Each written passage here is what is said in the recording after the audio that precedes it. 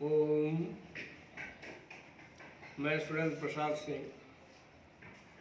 आप लोगों के साथ आसन और प्राणायाम के बारे में कुछ बातें शेयर कर रहा हूँ।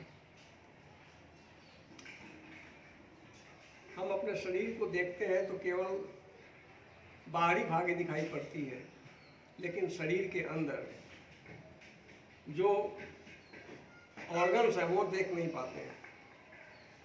जिस तरह से कंप्यूटर में हार्डवेयर और सॉफ्टवेयर होता है, उसी तरह से हमारे शरीर का भी स्थिति है। तो जब तक दोनों हार्डवेयर और सॉफ्टवेयर ठीक नहीं होंगे तो हमारा शरीर पूर्णतः स्वस्थ नहीं होगा। तो अपने शरीर के सॉफ्टवेयर को ठीक करने के लिए हमें प्राणायाम की आवश्यकता होती है और हार्डवेयर को ठीक करने के लिए आसन की आवश्यकता होती है। तो स्वामी रामदेव जी ने प्राणायाम को 8 भागों में बांटा है और उनका ध्येय यही है कि इसे सब लोग कर सकते हैं। तो मैं चाहता हूँ कि आप लोग उस प्राणायाम के बारे में जानें और सही विधि जानें, ताकि आपको सीखने या करने में कोई परेशानी ना हो। प्राणायाम करने के पहले कुछ आवश्यक बातों के ऊपर ध्यान देना चाहिए। प्राणायाम या आसन कभी भी सीधे जमीन पर नहीं करना चाहिए। इसके लिए आपके पास या तो कोई मैट हो या कारपेट हो, उसका उपयोग करें। मन शांत रखें। जब भी प्राणायाम के लिए बैठें, आप अपने मेरुदंड और कमर को सीधा करके बैठें। आप प्राणायाम के समय श्वासों के आने जाने पर अपना ध्यान केंद्रित करें, तो आपका मन शांत होगा और प्राणायाम अच्छी तरह से कर पाएंगे। तो आइए, अब मैं प्राणायाम को शुरू कर रहा हूँ। पहला प्राणायाम है। प्राणायाम के पहले हमें 3 बार ओम का उच्चारण करना चाहिए। गाढ़ा श्वास लेंगे और ओम का उच्चारण करेंगे।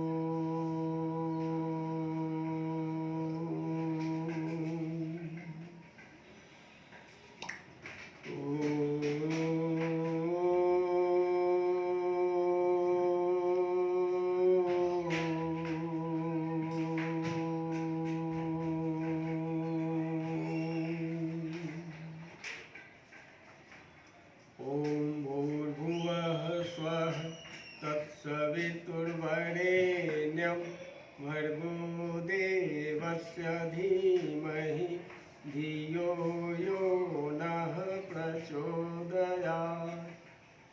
ॐ त्र्यम्बकं यजामहे सुगन्धिं पुष्टिवर्धनम् उर्वारुकमिव वन्दनान् मृत्योर्मोक्षीयमामृतात्।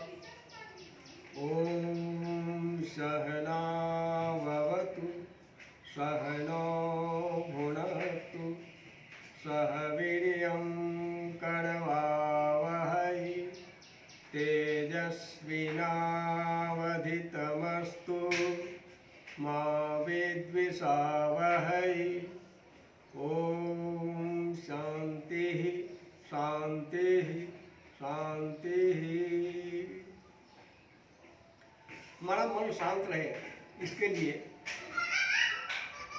हम जब श्वास भरते हैं तो हम मन में भावना करेंगे कि विश्वव्यापी प्रकृति द्वारा शुद्ध वायु को हम अपने नासिका के द्वारा आकर्षित कर रहे हैं।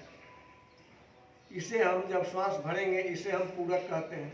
फिर इस श्वास को कुछ देर के लिए रोकेंगे और मन में भावना करेंगे कि इस श्वास के द्वारा जो हमारे शरीर में ऑक्सीजन की आपूर्ति हुई है वह पूरे शरीर में फैल रहा है और मेरा शरीर स्वस्थ हो रहा है। इस रोकने को हम आंतरिक कुंभक कहते हैं।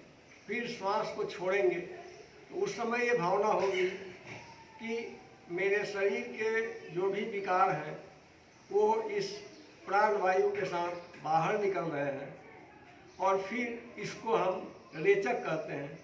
और फिर जब श्वास रोकेंगे उस समय भावना करेंगे कि मुझे परम शांति की अनुभूति हो रही है। इस प्राणायाम को हम कम से कम 3 या 4 बार करेंगे। उसके बाद हम भस्त्रिका प्राणायाम का प्रारंभ करेंगे। भस्त्रिका प्राणायाम में जिस गति से जिस लय के साथ हम श्वास को अंदर लेते हैं उसी लय के साथ बाहर छोड़ेंगे। या धीमी गति से ले रहे हैं तो धीमी गति से छोड़ेंगे। अगर जोर लगाकर श्वास ले रहे हैं, पूरी जोर से श्वास ले रहे हैं तो उसी जोर के साथ छोड़ेंगे भी। या गति तीव्र है तो तीव्र गति में भी जितना देर में हम श्वास लेते हैं उतना ही देर में श्वास छोड़ने का प्रयास करेंगे। जैसे पहले तो हम साधारणतया धीरे धीरे श्वास लेते हैं। जैसे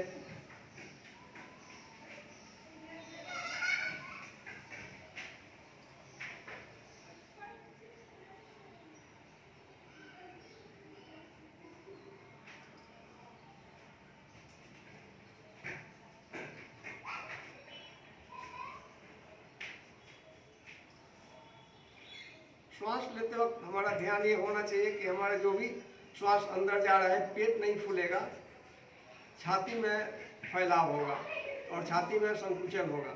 पेट हमारा यथावत रहेगा।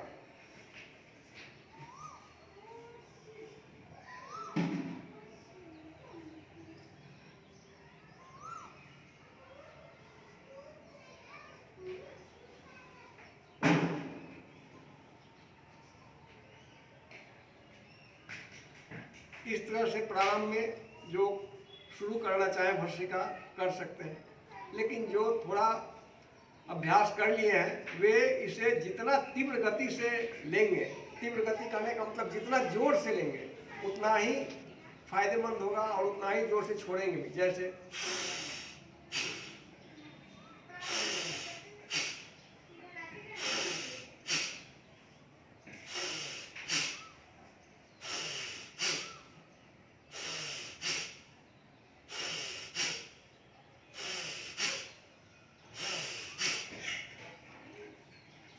फिर इसको हम तीव्र गति से भी करेंगे। लेकिन अगर आपको हार्ट का प्रॉब्लम हो, आप उच्च रक्तचाप के पेशेंट हैं तो आपको धीरे धीरे ही भस्त्रिका करनी चाहिए। और जो अपने को पूर्ण स्वस्थ मानते हैं वो तीव्र गति से भी भस्त्रिका कर सकते हैं और कम से कम 1 मिनट तो जरूर करें, अन्यथा जितना अधिक करें वो फायदेमंद है उनके लिए। अब मैं तीव्र गति से कर रहा हूँ।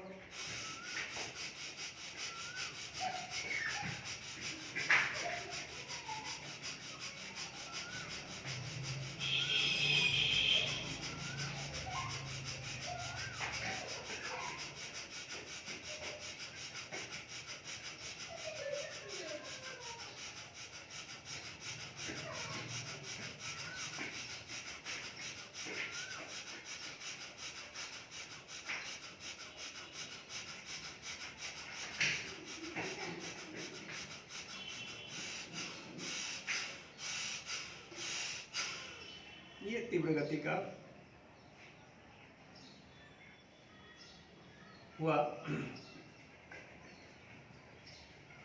भस्त्रिका में हमारा ध्यान जो है सो केवल श्वास अंदर आने और बाहर जाने पर ही केंद्रित करके रखना होगा, तभी भस्त्रिका को हम सही प्रकार से कर पाएंगे। और भस्त्रिका करते समय केवल छाती में फैलाव या संकुचन होना चाहिए। उसके बाद हम कपालभाति करेंगे।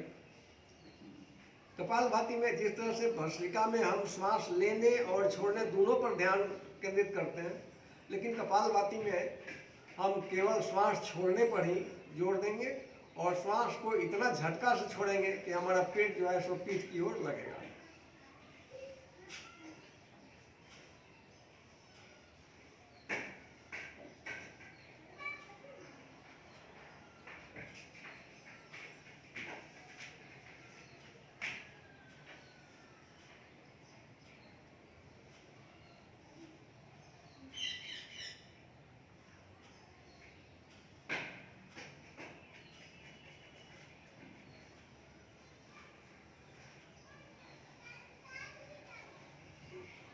इसमें ध्यान देने वाली बात यह है कि जिनको अगर पेट का ऑपरेशन हुआ हो, जो हार्ट के पेशेंट हैं, जिनको बीपी है या जिनको आंत उतरने की बीमारी है, वे इसे बहुत धीमी गति से करेंगे। अन्यथा जो स्वस्थ हैं वो इसे तीव्र गति से भी कर सकते हैं और झटका के साथ भी कर सकते हैं, कोई दिक्कत उन्हें नहीं होगी।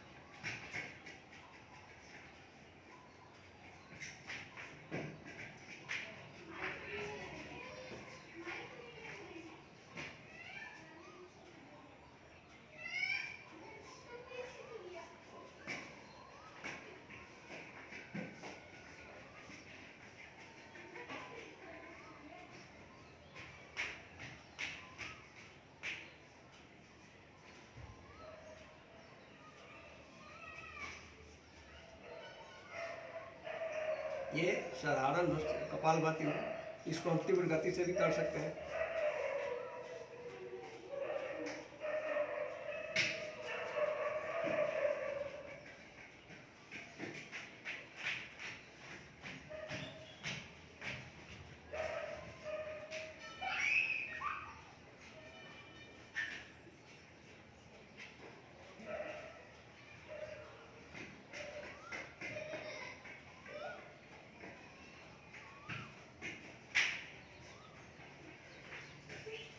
ये कपालभाति हुआ तीव्र गति से और साधारण गति से। कपालभाति को कम से कम 300 बार जरूर करें। इसको मन में गिनते जाएंगे तो पता लगेगा कि आपने कितना स्ट्रोक मारा। इसके बाद आता है वायु प्राणायाम। वायु प्राणायाम में श्वास भरेंगे और पूरे श्वास को बाहर निकालेंगे और गुदा द्वार को ऊपर खींचेंगे, पेट को पीठ से लगाएंगे और दाढ़ी को छाती से लगाएंगे। जब हम गुदा को ऊपर खींचते हैं उसे मूल बंद करते हैं, जब पेट को पीठ से सटाते हैं तो उसे उद्यान बंद करते हैं, और जब दाढ़ी को छाती से लगाते हैं इसे जालंधर बंद करते हैं, और जब तीनों बंद लग जाते हैं तो महाबंद होता है। तो वायु प्राणायाम में हम तीनों बंद लगा करके कैसे करेंगे देखिए। पहले हम श्वास लेंगे, श्वास छोड़ेंगे और पहले जैसे ही हम पेट को ऊपर खींचेंगे गुदा को भी ऊपर खींचेंगे। देखिए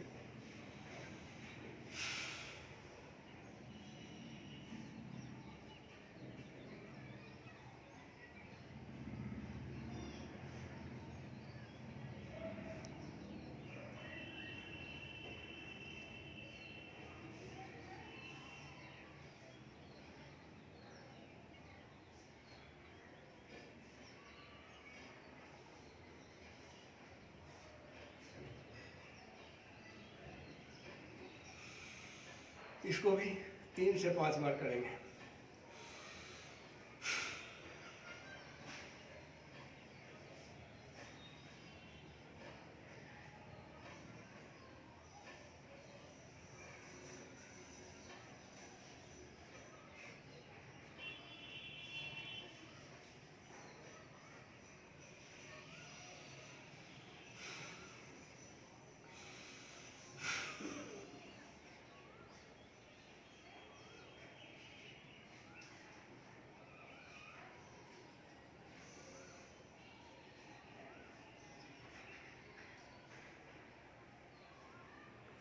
ये बाह्य प्राणायाम हुआ।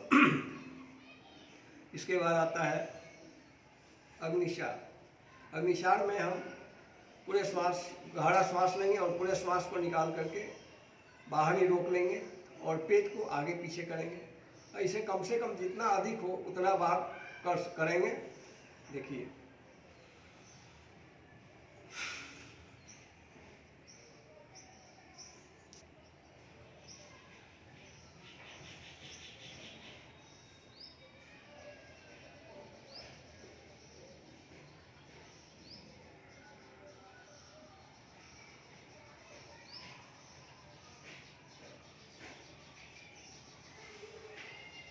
ये अग्निशार है।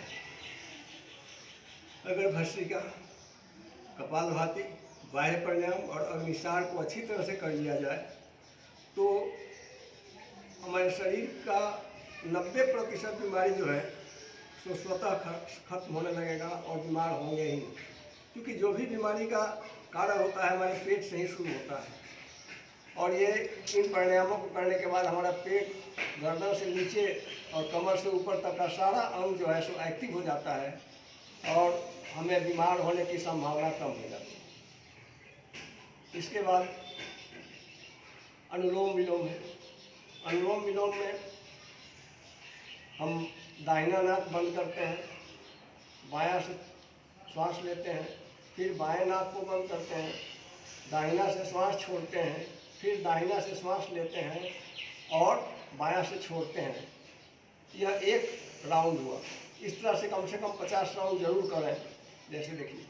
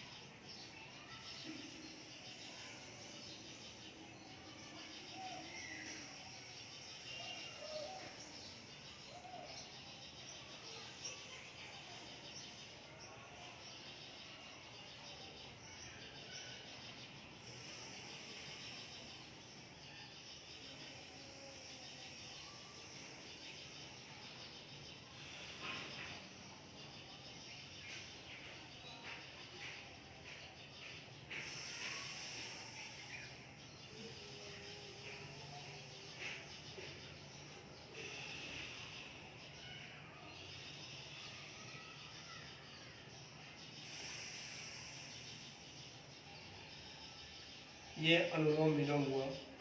इसके बाद भ्रामरी। भ्रामरी में हम कान के दोनों छोटे पर्दे को अंगूठा से बंद करते हैं। ये कान का छोटा पर्दा है, इसको अंगूठा से बंद करेंगे, दोनों साइड के अंगूठे का पर्दा को। और तर्जनी उंगली जो है सो हमारे आज्ञा चक्र पर जाएगा और शेष 3 उंगलियां आँख के कोने में जाएंगी। गहरा श्वास लेंगे, मुंह बंद रहेगा और ओम का उच्चारण अंदर ही अंदर करेंगे।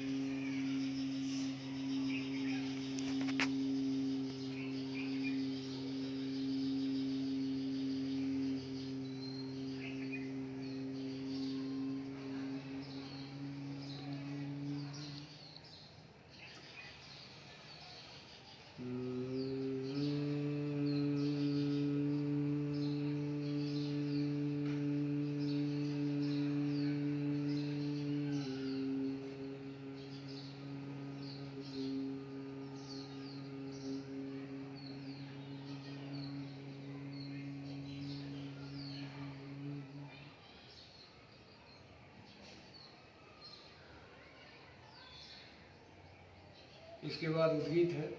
उद्गीत में गहरा श्वास भरेंगे और ओम का उच्चारण करेंगे। आँख बंद रहेगा। भ्रामरी के बाद आँख हमेशा बंद रखें।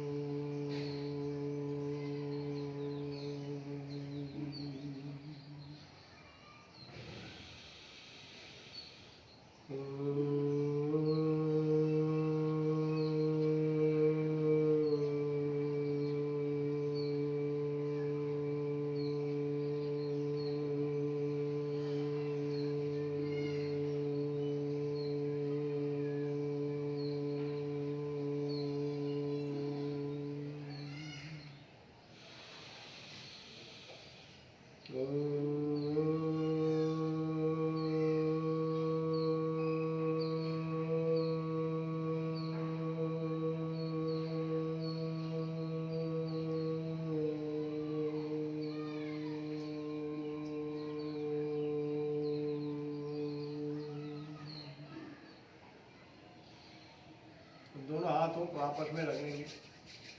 जब गर्म होंगे उसके बाद आँख की मालिश करते हुए धीरे धीरे आँख को खोलेंगे। ये प्राणायाम की प्रक्रिया थी जिसे मैंने आप लोगों के सामने प्रस्तुत किया। धन्यवाद।